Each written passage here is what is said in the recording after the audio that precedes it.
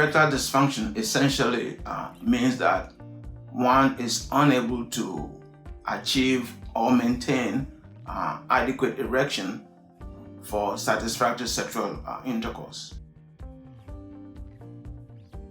As I have said before, this is a very common problem which is very well undertreated and underdiagnosed.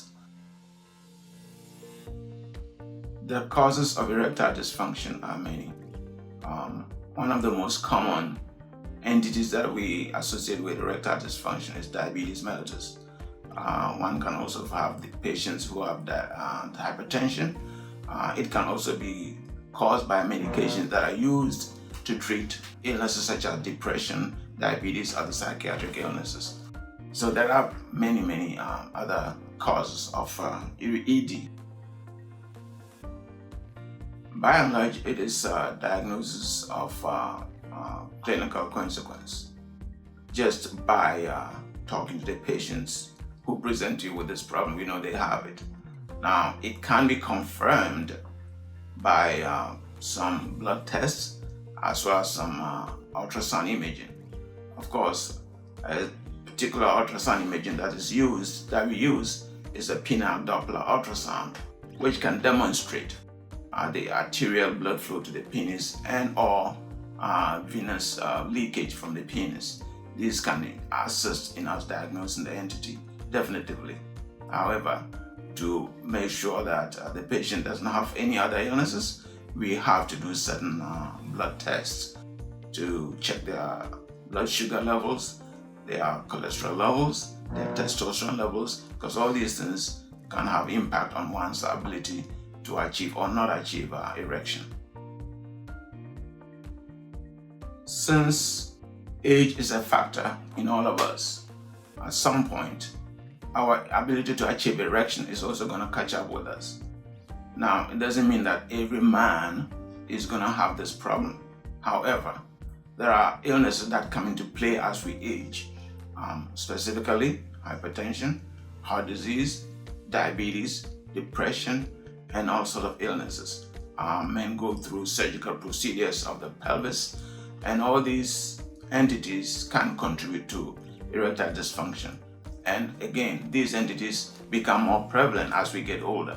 So that's why the question of whether or not erectile dysfunction can be prevented is a bit hard to answer, because these things, by and large, are going to happen to us as we get older. When a patient sees a specialist, such as myself, for erectile dysfunction, he is going to benefit from it, because he is not coming in to be treated just for the erectile dysfunction. A lot of times we do diagnose other illnesses that have been masked and will be exposed as we do the investigation to find out the erectile dysfunction. Of course, the erectile dysfunction would affect their life overall, their relationships and their issues that can be fixed, or that the patient can benefit from once the erectile dysfunction is treated. But remember that erectile dysfunction is associated with other illnesses. As I mentioned earlier, diabetes. Sometimes patients come in just for erectile dysfunction, and then we do investigation and we find out that they are actually diabetics.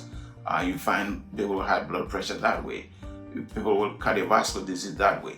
So the benefits are enormous. So it's very important that when a man is going through this problem, not to overlook it or not to discard it as a matter of aging and then just leave it alone. But you really need to see a specialist to do the investigation that is necessary to try to find out not only the underlying problem, but also treat the primary issue as well.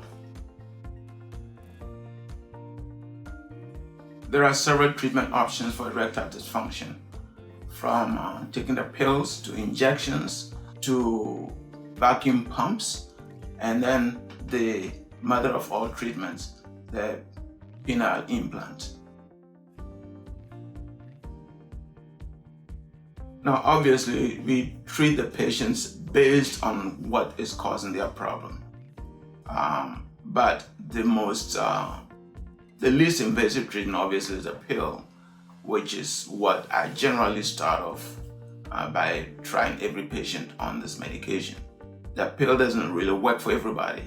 It works only about 60% of the time, and over time it loses its effectiveness.